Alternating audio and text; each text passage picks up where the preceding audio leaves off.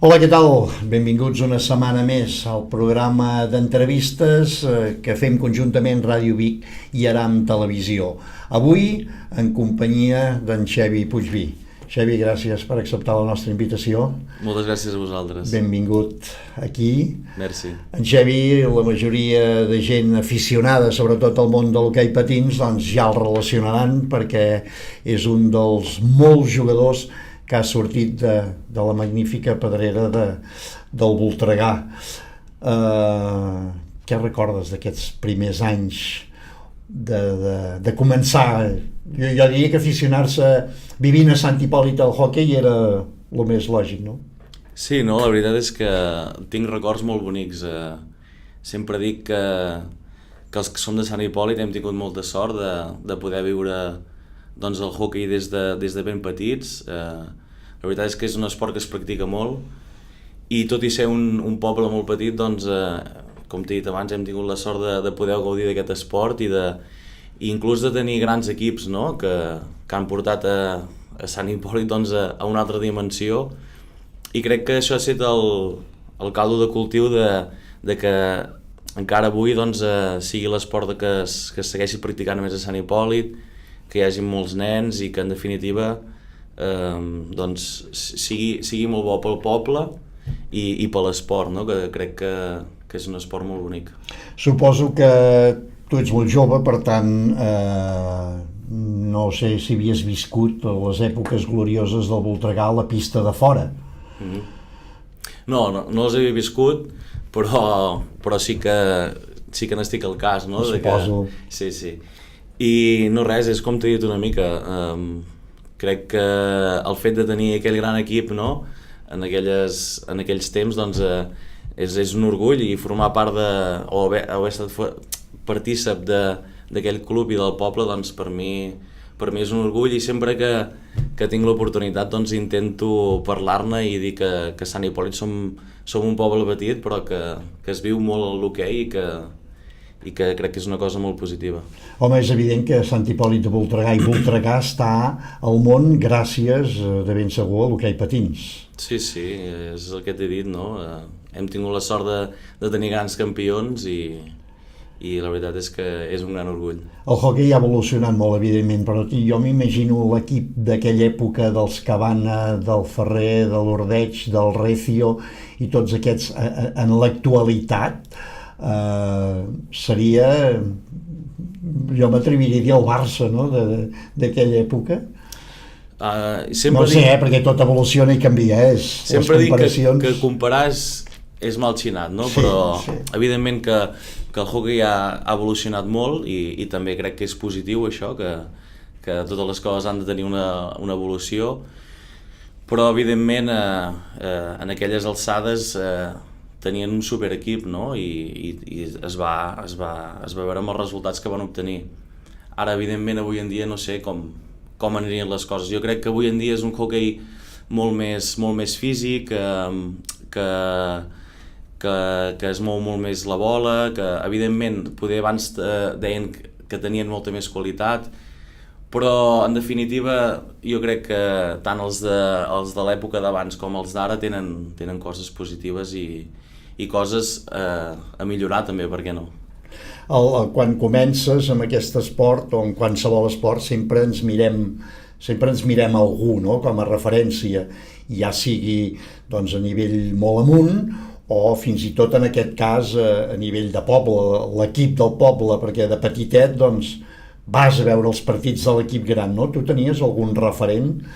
Sí, no? Jo la veritat és que vaig tenir la sort de créixer esportivament amb en Guillem Trabal, i la veritat és que doncs, sempre m'hi havia fixat. Crec que ha estat un porter que ha marcat, que ha tingut una trajectòria i que encara té una trajectòria molt important dins del món de l'hoquei, i bueno, també me'n recordo d'en Roger Torelló, que va estar en una època poder una mica més difícil al club i que també va estar allà durant molts anys, i que gràcies a ell crec que també Sant Hipòlit es va mantenir a l'Hockey Lliga i amb un molt bon nivell, no?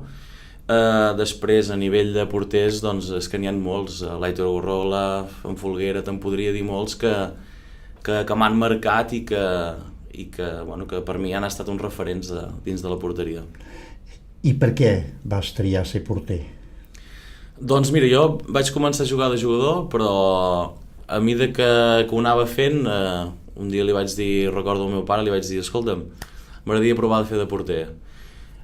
Tampoc t'ho sabria dir exactament el per què, no? però vaig tenir aquesta necessitat de provar-ho i des que ho vaig provar ja no ho vaig deixar. I la veritat és que ha estat una sort que fes aquest canvi i que tries aquesta opció. Tu havies imaginat mai que podries sortir de Sant Hipòlit a jugar i ja no a Catalunya o al país, sinó fins i tot a fora, a l'estranger? La veritat és que no ho hagués imaginat mai, perquè sempre quan ens jugues a hoquei jo sempre ho he viscut com la pràctica d'un esport, no?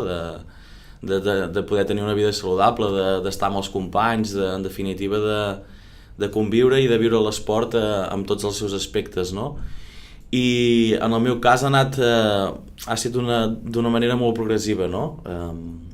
Evidentment sí que vaig marxar a Sant Hipòlit, però vaig marxar a Sant Sadurní, que també era un hoquei així molt de poble, i no tenia la sensació de professionalitat, no? Com poden tenir o com han tingut altres jugadors, i com t'he dit no m'ho esperava, però la veritat és que ha estat molt benvingut i tant de bo duri durant molts anys. De ben segur que anirem parlant una mica de la teva trajectòria. L'hoquei patins és tan dur com a vegades des de l'espectador ens dona aquesta sensació? Jo sempre dic que jo ho veig des d'una altra perspectiva, per això t'ho dic. Però no, inclús parlo des de la porteria. Jo sempre dic que els valents són els jugadors, perquè nosaltres anem molt ben protegits. Evidentment rebem boles, però avui en dia jo crec que anem molt ben protegits. Però evidentment és un esport de contacte. Clar, no deixa de ser un esport molt ràpid, on estàs amb un stick i hi ha molts cops i no deixa de ser, com t'he dit, un esport de contacte, però crec que molt dur no hi ha. Avui en dia, amb les noves regles que hi ha amb les faltes, crec que cada vegada doncs ho és menys, no? Abans poder sí que ho era més, que hi havia una mica més de contacte, però cada vegada crec que s'està suavitzant més en aquest sentit. Tu vas viure el descens del Voltregà, un descens que va ser, diguem, històric, pel que era. És dels moments més durs de la teva vida esportivament parlant? I tant, sense cap mena de dubte. I una de les coses que m'ha marcat crec que és això, no? Saber que et donin una oportunitat per estar a l'hoquei Lliga, per jugar al club del teu poble i que, doncs, malauradament, s'acabés consumant aquell descens, la veritat és que per mi va ser un cop molt dur. Però bueno, són coses que també formen part de l'hoquei i de l'esport, i de ben segur que n'he après molt, no? Sempre dic que quan vaig sortir una mica de Sant Hipòlit vaig anar amb clubs que segurament no teníem la necessitat de patir tant, però que aquelles situacions que vaig viure m'acompanyen encara al dia d'avui. I doncs moltes vegades quan hem tingut èxits al llarg de la meva trajectòria, doncs moltes vegades hi penso, no? Que segurament en aquells moments això em va servir per aprendre i per ser una bona experiència a nivell d'aprenentatge, però també un cop dur com a vivència personal. Diríem que tu, Xevi, ets un jugador que no ha estat, diguem, considerat dels bons, però en canvi t'has anat obrint camí sense fer gaire fressa i per tant té el seu mèrit tot això. Sí, no? És el que et comentava una mica abans, que segurament hi ha noms i hi ha jugadors o porters que han tingut una trajectòria brillant i que és així, vull dir. Però com bé dius, segurament aquest segon nivell de porters o de jugadors, doncs també estem allà i ens ho treballem molt per estar al primer nivell, i crec que també diu molt el fet de que tingui 31 anys i encara estigui al primer nivell i espero que duri molts anys, no? Vull dir, perquè ens ho estem treballant perquè això sigui així. Com dèiem, després de Sant Hipòlit va ser Sant Sadurní Sí, sí, i després Vendrell. Vendrell. Aquí vau guanyar fins i tot una Copa del Rei. No? Sí, la veritat és que després d'estar uns quants anys a Sant Sadurní vaig tenir l'oportunitat d'anar a Vendrell amb en Guillem Cabestany i vam fer un grup molt maco, un grup humà molt maco, i jo crec que això es va transformar doncs, en èxit, no? que vam tenir la sort de guanyar aquella Copa del Rei davant del Barça, i la veritat és que molt bé, que estic molt content d'aquesta part de la meva trajectòria, i espero que de cara al futur pugui tenir més èxits professionals. Després ja va ser el salt a Portugal. Es fa difícil prendre una decisió que dius, bueno, me'n vaig de casa i me'n vaig a fora, en un país nou, gent nova, a vegades fins i tot la família. Està clar, no? Vull dir, el primer any que vaig marxar sí que va ser complicat, no? Pel que dèiem, doncs, perquè necessites una mica d'adaptació, perquè vius en una altra cultura, en un altre idioma, però la veritat és que des del club m'ho van posar molt fàcil, i en aquest cas va fer que aquesta adaptació fos molt més còmoda i molt més tranquil·la. Però evidentment, clar, trobes a faltar els amics, la família, i la sort que he tingut jo també és que he tingut un recolzament de la meva parella, que ha estat des de sempre amb mi allà, i això també m'ha facilitat molt les coses. Home, aquí fa molt, és part important, que la persona que tens al costat et doni suport i a més t'acompanyi, no? Sí, tant. I per tant demostra que estàs bé i estàs a gust, perquè ja hi portes 4 temporades cap a la 5ª, ja, no? I tant, sí, no. La veritat és que ens han donat unes condicions molt bones, i any rere any estan intentant millorar molt l'equip, perquè i tenen moltes ganes de guanyar. La veritat és que en aquest sentit són gent molt tranquil·la, molt humil, però a la vegada volen fer les coses molt bé i volen, doncs, com aquell que diu, emprenyar amb els grans, i la veritat és que és una gran sort formar part del projecte, i espero doncs, que puguem molestar els grans i, per què no, guanyar alguna cosa. El tema esportivament parlant, com han anat aquestes temporades? Perquè fins i tot vau estar a prop de tocar una Copa d'Europa. Sí, doncs mira, hem arribat a 2 finals de la Copa d'Europa, que doncs per diversos motius ja sabem que l'esport depèn de moltes coses perquè puguis arribar a guanyar, però només el fet de ser-hi jo crec que va ser una bona experiència pel club, perquè no hi havia estat mai, i pel vestuari també, i després aquest any vam començar molt bé, la temporada aquesta passada que vam guanyar la Supercopa d'Europa, però després ens ha costat una mica massa aquest any i hem acabat a un lloc que no esperàvem i que no volíem, i de cara al futur crec que hem de fer un salt endavant i intentar, com t'he dit, si més no, arribar al final de la temporada amb opcions de guanyar els títols, perquè és el que, en definitiva, treballem per això.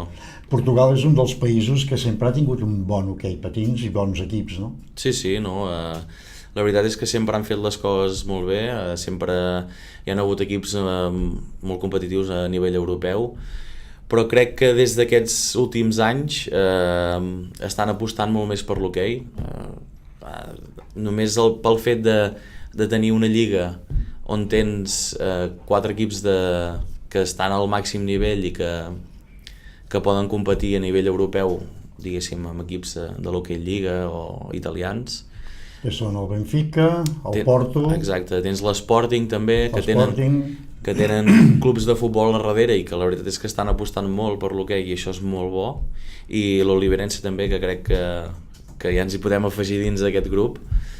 I com et dic, una lliga on tinguis 4 equips que poden estar lluitant fins al final per guanyar la lliga, jo crec que això és el que et dona aquell esperit i aquella motivació d'engrescar una mica més la gent, no? de que l'esport es segueixi, de que tingui una mica més de ressò. Malgrat tot i els canvis que hi han hagut, costa que això arreli fort, perquè si mirem la lliga d'aquí, 2 o 3 equips, si mirem la lliga d'Itàlia, 3/4 del mateix, encara no hi ha una competència. Ara estan disputant, crec, l'europeu, veus els resultats de la selecció espanyola per golejades. Amb aquestes golejades a nivell de seleccions vol dir que la cosa encara no està prou evolucionada en aquest sentit, no? Bueno, està clar que hem de ser conscients de que l'hoquei també és un esport minoritari, no? I que, evidentment, a Portugal sí que hi ha molta trajectòria d'hoquei, i a Itàlia i aquí, però evidentment quan veus una Bèlgica o una Holanda, Suïssa, evidentment sí que estan molt lluny. I crec que sí que estan fent una bona feina, però que en aquest sentit queda molt perquè els altres països puguin estar una mica al nivell d'aquests 3 que t'he dit, no? La televisió juga un paper important en els esports. L'hoquei patins ja té una petita, però jo crec que és una petita part massa petita, no? Perquè tot això ajudi a anar sumant, no? Està clar, no? No sé a Portugal si hi ha més...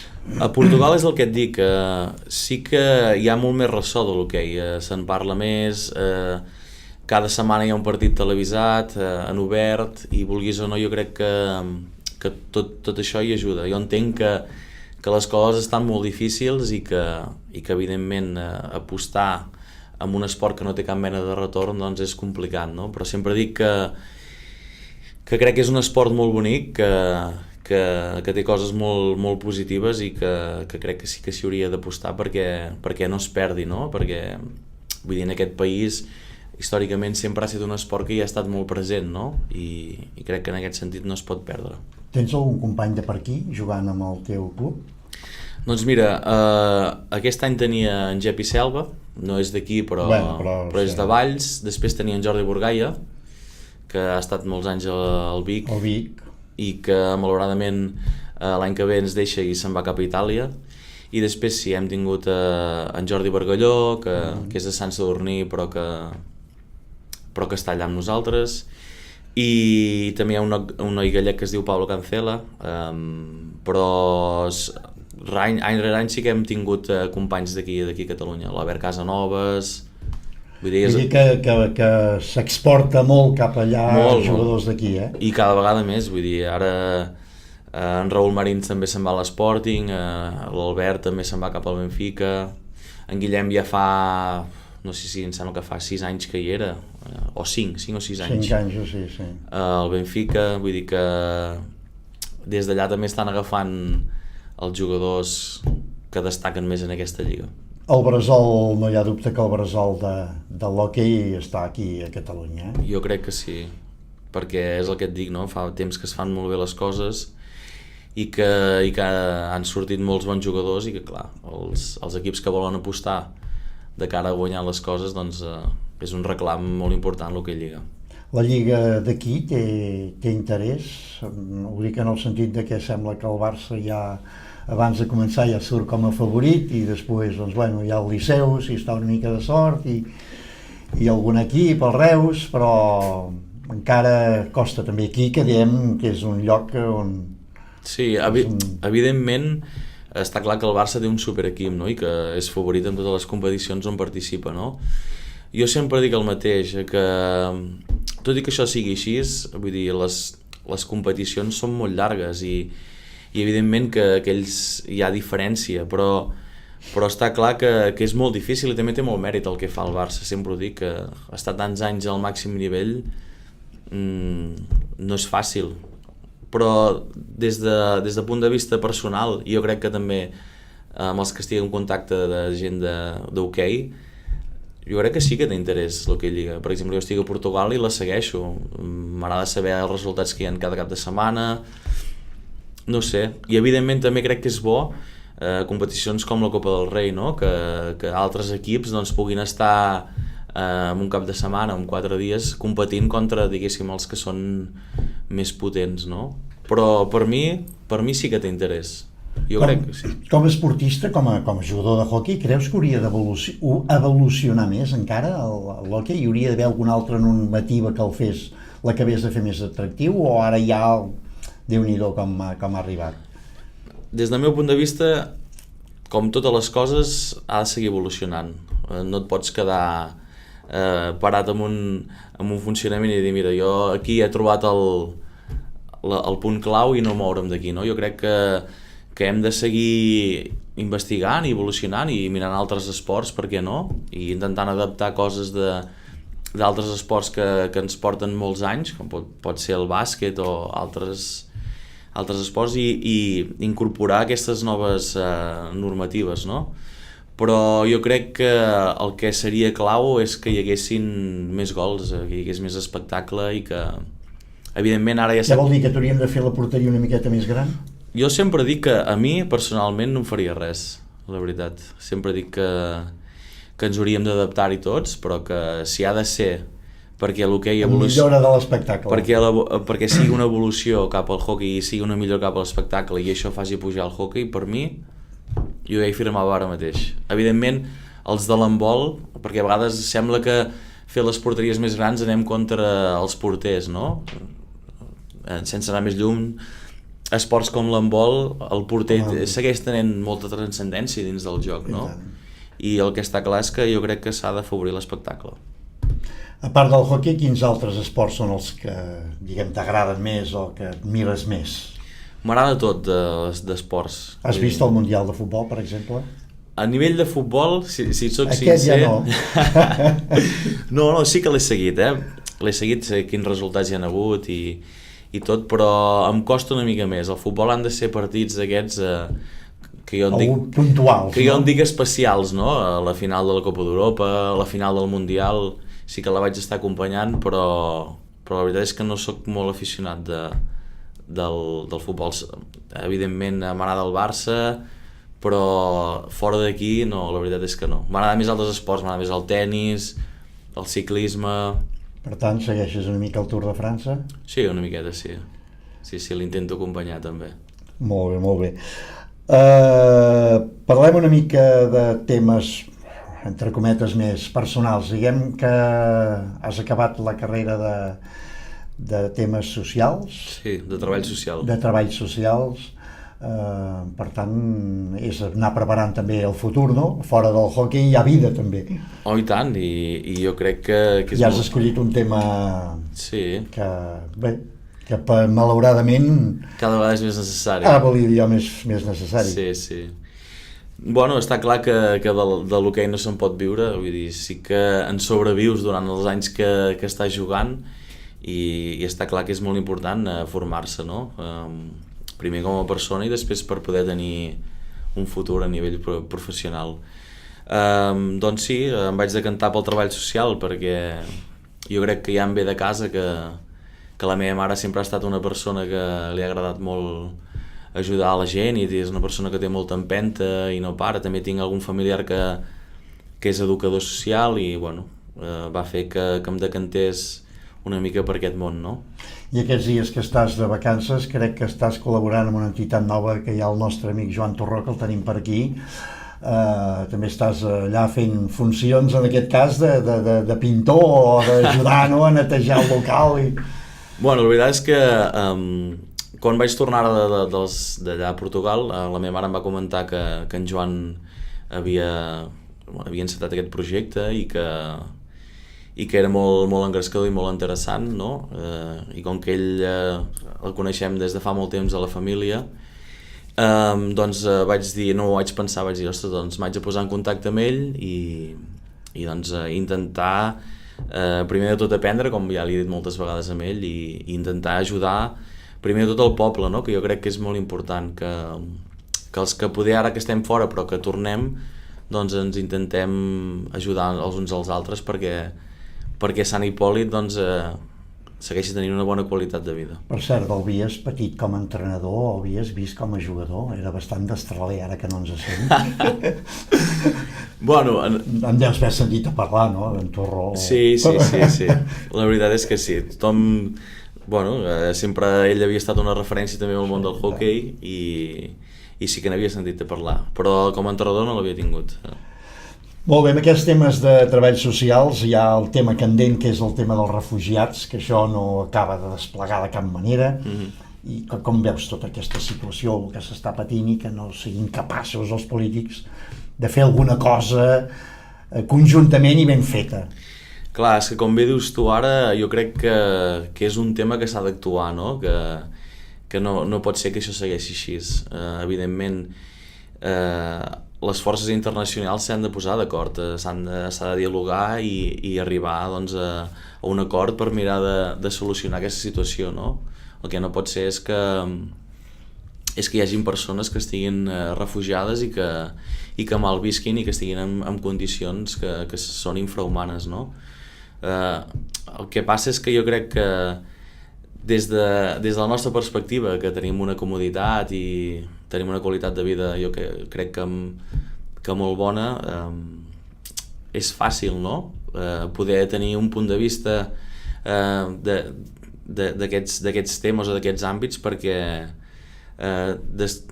desconeixes la realitat, o la realitat que ens arriba és una realitat que avui és present però que demà queda en l'oblit, no?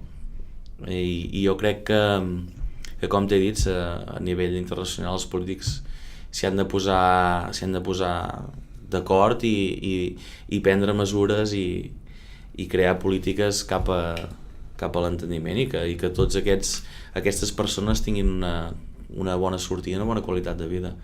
Sense anar més lluny, també hem vist ara amb el Marc Gasol, no? Que ha anat a col·laborar, perquè també amb el que està passant amb el conflicte de Líbia, jo crec que és una cosa que no es pot permetre. Clar, aquest és un altre dels temes, no? Gent d'aquest tipus de personatges com el Marc Gasol i fins i tot altra gent costa també que s'impliquin i la veritat és que si un s'implica, que és un de conegut, és un referent, ajudaria, no? I jo veig que esportistes d'èlit me'ls costa que es mullin amb segons quins temes. Clar, també és difícil de jutjar, no? Si la gent hi està implicada o no, perquè desconec la vida que té cadascú i les responsabilitats que té cadascú, no? Però com molt bé dius, jo crec que persones o personatges que tinguin aquest impacte mediàtic és molt important, no? Que facin visible el que està passant i que intentin doncs, engrescar la gent a col·laborar i intentar solucionar aquests conflictes que hi ha avui en dia que crec que no poden passar. Estem ja a la recta final, Xavi. Catalunya estem vivint també uns temps convulsos, complicats, difícils. Tu que ho vius bona part de l'any des de la llunyania, com es veu allà a Portugal? Se'n parla? Som notícia a Portugal?